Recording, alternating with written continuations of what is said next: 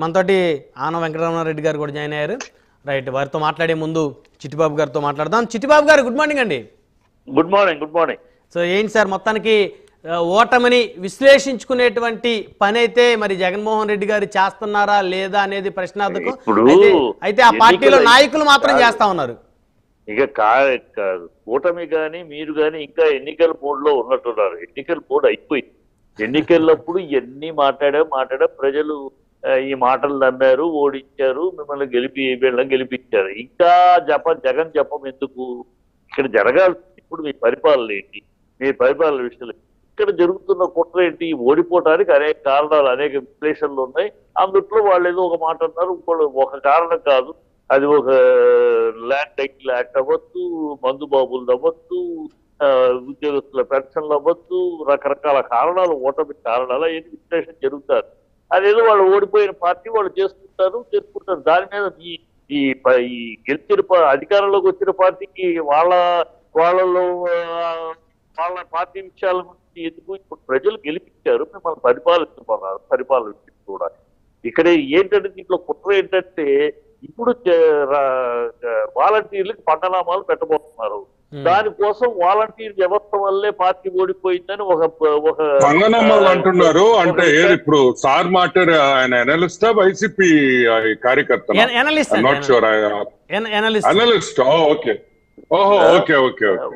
ఇప్పుడు అది వీళ్ళు వాలంటీర్ వ్యవస్థని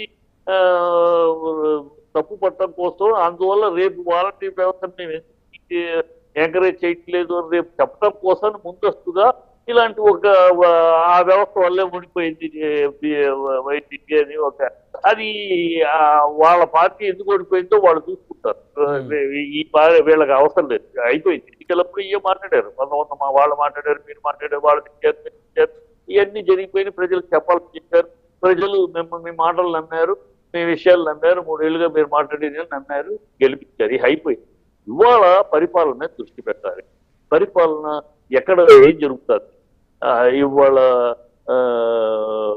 వినుకొండలో జరిగింది దారుణమైన వాళ్ళు ఓపెన్ గా చూస్తారు. అందరూ చూసారో లేదో.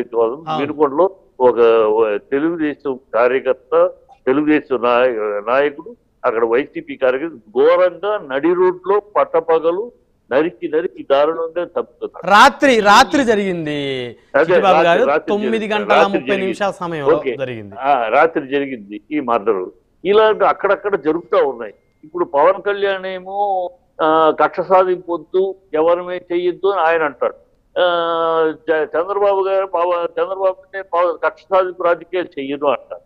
ఇప్పుడు వీళ్ళ వల్ల ఓడిపోయింది అనే మాట తీసుకొస్తే గతంలో 2019లో చంద్రబాబు కార్యకర్తలకు విలువిచ్చాక జన్మభూమి కార్యక్రమం మరి అప్పుడు ఎందుకు ఓడిపోయారు? కనుక ఇవన్నీ ఇల్లాజికల్.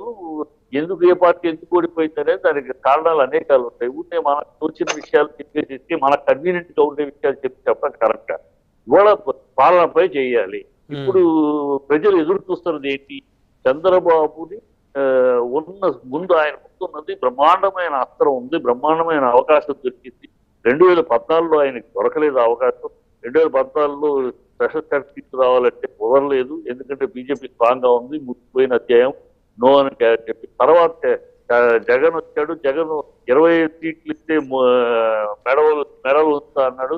తీరా ఎన్నికలు అయినాక అలాంటి అవకాశం లేదు, మనం మాట్లాడటానికి కూడా లేదు. వాళ్ళు ఇంకా గట్టిపడ్డారు. మన మాట వినే పరిస్థితి లేదు, మన అరణ్య రోజునే అవుతుంది, అవకాశం లేదు మన దబాయించడానికి అని ఆయన చేతులకు ఎక్కాడు. ఇవాళ అలాంటి పరిస్థితి కాదు. చంద్రబాబు అదృష్టం చరిత్రలో మిగిలిపోయి సాధించడానికి ఆయనకు అవకాశం వచ్చింది. ఇవాళ ఆయన చేతిలో కేంద్ర ప్రభుత్వం, ఆయన చేతిలో నితీష్ కుమార్ చేతిలో కేంద్ర ప్రభుత్వం. వీళ్ళు 20 సీట్లు 25 వాళ్ళేమో వీళ్ళు ఇవ్వను, ముగిసిపోయిన అధ్యాయం స్పెషల్ స్టేటస్ అంటున్నారు.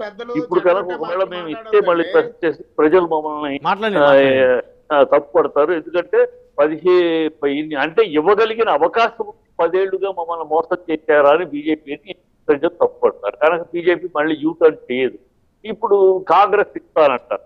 కాంగ్రెస్ మీరు రండి, మాకు సపోర్ట్ ఇవ్వండి, ఇస్తానని నితీష్ కుమార్కి డిప్యూటీ ప్రైమ్ మినిస్టర్ ప్రత్యేక హోదా ఇస్తామంటున్నారు.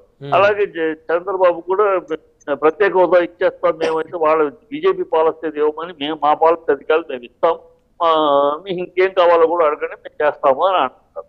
సో ఈ సిచ్యువేషన్ లో కేబినెట్ సార్ చంద్రబాబు మీటింగ్ లో అంతా సారే కూర్చొని నిన్నట్టున్నారు. చాలా బాగా చెప్తున్నారు. చెప్పండి సార్, వెరీ ఇంట్రెస్టింగ్. చంద్రబాబు ఇప్పుడు చంద్రబాబు రాష్ట్రం కోసం గతంలో కూడా ఆయన కొత్త కాదు, నితీష్ కుమార్ కి కొత్త కాదు, చంద్రబాబు కొత్త కాదు. బీజేపీతో ఉండటం, బీజేపీ నుంచి బయటికి వెళ్ళటం, మళ్ళీ బీజేపీతో రావటం, వీళ్ళిద్దరికి గతం 10-20 ఏళ్ళుగా ఉన్న ప్రాబ్లం. ప్రజల్లో ఏమి వస్తారు వెళ్తారు, వీళ్ళిద్దరూ ఆ పార్టీతో ఉండటము విడిపోవటము ప్రజల్లో అలవాటు అయిపోయిన విషయం. కనుక ఇవాళ చంద్రబాబు బీజేపీ తోటి 2018లో ఏ పాయింట్ తెగదర్శనం చేసుకున్నాడు ఆయన? Special status, Vizag steel plant, Vizag railway zone, ఈ పాయింట్ చెప్పే కదా తెగదెంపులు చేస్తున్నారు. ఇవాళ అదే పాయింట్ల మీద రాష్ట్రం కోసం, రాష్ట్ర ప్రజల భవిష్యత్తు కోసం, ఉజ్వల భవిష్యత్తు కోసం స్పెషల్ స్టేటస్ సాధించాల్సిన అవసరం ఉంది. ఎందుకంటే మన రాష్ట్ర పుట్టిన కాడ నుంచి మనకు అందరూ ద్రాక్ష పండుగాను మనని ఇబ్బంది పెడుతున్న అంశంగాను ఉన్నది ప్రతి స్పెషల్ స్టేటస్. అది వచ్చే అవకాశం ఉంది. చంద్రబాబు నితీష్ కుమార్ గత 5 ఏళ్లుగా ఏ రోజు మీరు ఎప్పుడు వైసీపీ వాళ్ళు ఏ రోజు గత 5 ఏళ్లుగా స్పెషల్ స్టేటస్ గురించి మాట్లాడింది లేదు. పార్లమెంట్ లో క్వశ్చన్ వేసిందే లేదు. ఇప్పుడు రాగానే అందరూ టీవీలో ముందుకు రావడం, నీతులు మాట్లాడడం మేము ఇంతసేపు ఆయన మాట్లాడారు నాయుడు గారు. మాట్లాడుతుంటే మధ్యలో మీరు 1 నిమిషానికి వస్తే ఎట్లా? Let me finish. అది కరెక్ట్ కాదు. కనుక అవకాశం ఉంది. ఈ అవకాశాన్ని సాధించగలడు. సాధించే 40 ఏళ్ల అనుభవం, 14 ఏళ్ళ సీఎం, ఆ అనుభవం ప్రజల ముందు రాష్ట్రం కోసం, రాష్ట్ర అభివృద్ధి. ఎందుకంటే ఈ విషయం ఎంతో కొత్త పెట్టుబడులు వస్తాయి, స్పెషల్ వస్తాయి, ఉద్యోగాలు వస్తాయి, రాష్ట్రం ఉజ్వల భవిష్యత్తు ఉంటుంది, స్వర్గధామం అవుతుందని అందరూ అంటున్న మాట, అందరూ అన్నమాట కదా, మనం అందరం విన్నమాట. కనుక అది సాధించే అవకాశం మన చంద్రబాబు చేతిలో ఉంది. చంద్రబాబుకి అపూర్వమైన అవకాశం. ఆయన సాధించాలి, దాని మీద దృష్టి పెట్టాలి, ఎట్లా దాన్ని ట్యాకిల్ చేయాలి అని చెప్పి చూడాలి. అట్లాగే పవన్ కళ్యాణ్ గారు ఆయన ముందున్న ముఖ్య ఇది ఆయన ఒక గొప్ప స్టేట్మెంట్ ఇచ్చాడు. ప్రజలందరూ అది నమ్మారు. ప్రజలందరూ ఆ విషయాన్ని నమ్మి ఘనంగా ఆయనకి హారతులు పట్టారు. ఏమి నమ్మారు? ఈయన 32,000 మంది ఆడపిల్లలు అయ్యారు. వాళ్ళ ఆ ఇన్ఫర్మేషన్ మాకు ఒక స్పెషల్ ఆఫీసర్ చెప్పారు, సీక్రెట్ ఆఫీస్, ఏజెన్సీ ఆఫీసర్ చెప్పారు. అది ప్రజలు నమ్మారు.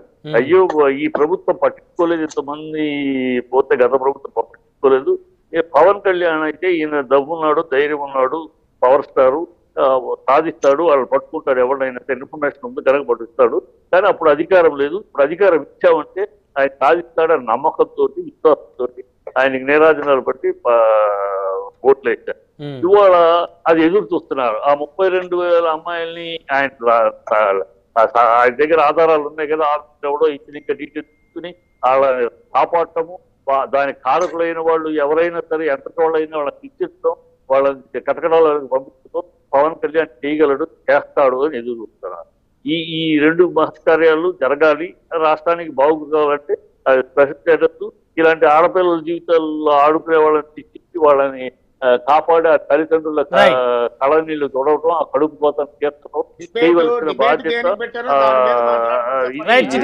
పవన్ కళ్యాణ్. 40 రోజులే అయింది కాబట్టి ఆ విషయాల మీద కాన్సన్ట్రేట్ చేస్తే బెటర్. ఇంకో పార్టీ గురించి ఓడిపోయిన పార్టీ వాళ్ళు ఏం చేస్తుంటారో మళ్ళీ వాళ్ళు ఎలా చేసుకుంటారో వెనక వాళ్ళ తప్పులు ఏంటో వాళ్ళు చూస్తుంటారు. వాళ్ళ పార్టీలో తప్పుల గురించి వాటి గురించి విశ్లేషణ ఈ అధికారంలో ఉన్న పార్టీకి అవసరం లేదు. కూటమి గెలిచేశారు, గెలిచేశారు. జగన్ చెప్పం అంటే కార్యకర్తల్ని విస్మరించారు. 10 ఏళ్ల పాటు జగన్మోహన్ రెడ్డి గారిని కాపాడుకుంటూ వచ్చినటువంటి కార్యకర్తల కవచంలో ఉన్న కార్యకర్తల్ని విస్మరించి, వారు ఆర్థికంగా నష్టపోయిన వారిని ఎవరిని కూడా పట్టించుకోకుండా, వారికి సరైనటువంటి దారి చూపకుండా కార్యకర్తల్ని వదిలేయటం వల్ల ఈ రోజు ఆ పార్టీ తరపు నుంచి కనీసం మాట్లాడేవారు కూడా లేకుండా చేయకుండా పోయారనేది మన చర్చ. మీకెందుకు? మీకు అధికారం ప్రజలు ఇచ్చింది అందుక, ప్రజల అధికారం అందుకు ఇవ్వలా. వాళ్ళ పార్టీ ఎందుకు పోయింది, వాళ్ళ కార్యకర్తలకి అందుకు ఇవ్వలా. ఈ విశ్లేషణ చేయమని ఎవరా పార్టీ అధికారం? మీకు పార్టీ అధికారం ఇచ్చింది ఎందుకు? అరాచక ప్రభుత్వం జరుగుతుంది, అరాచకం జరుగుతుందని ఇచ్చారు. రైట్, చిట్టిబాబు గారు మళ్ళీ వస్తాను, ఆగండి, ఆవేశపడమాకండి దయచేసి. సురేష్ గారు ఆగండి, సురేష్ గారు 1 by 1 మాట్లాడదాం. వాళ్ళ సంగతి వాళ్ళ ఆగండి సార్, ఆగండి. సురేష్ గారు దయచేసి ఆగండి. చిట్టిబాబు గారు మళ్ళీ వస్తాను. సురేష్ గారు దయచేసి ఆగండి, 1 by 1 మాట్లాడదాం. ఆనం వెంకటరామారెడ్డి గారు ఉన్నారు. జగన్మోహన్ రెడ్డి బక్కబారులో పడ్డాడా, మీరు క్వశ్చన్ వేశారు, దానికి సమాధానం చెప్పుకుంటా అవన్నీ జరుగుతున్నాయండి. ప్రాసెస్ ఆల్రెడీ కేంద్రానికి దూరంగా పెట్టడానికి సలహాలు ఇస్తున్నారు. సురేష్ గారు మళ్ళీ మాట్లాడుతూ ఆగండి, మళ్ళీ మాట్లాడుతూ. కేంద్రం మెడలు వంచుతాను. ఆగండి సురేష్ గారు దయచేసి ఆగాలి మీరు. చిట్టిబాబు గారు ఆగండి, ఒక్క నిమిషం ఆగండి సార్. 1 by 1 మాట్లాడదాం. 1 by 1 మాట్లాడుతూ ఆగండి, 1 by 1 మాట్లాడుతూ ఆగండి దయచేసి ఆగండి. 1 by 1 మాట్లాడుతురు.